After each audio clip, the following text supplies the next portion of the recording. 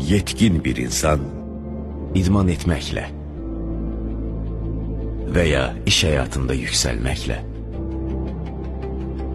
düzgün qidalanmaq və ya geyim tərzinə diqqət etməklə, dünyanı səyahət etməklə, bu qüsursuz həyat tərzini dəyişmədən necə daha da yaxşı ola bilər? 300 ildir ki, biz yaxşı insanlara olduqlarından daha yaxşı olmaları üçün dürüstlüklə, qardaşlıq sədaqəti ilə, qardaşlıq sevgisi ilə yaşamağa və xidmət etməyə and içərək kömək edirik. Onlar ailələrini olduqları qədər bir-birlərinə və bizim alicənab məsləyimizə də sadiq olan qardaşlardır. Nəticədə biz insanların sadəcə olduqlarından daha yaxşı olmaları üçün deyil, onların mason olmalarına çalışırıq. Sadəcə bir insan deyil, bir mason olmaq mükəmməllikdir.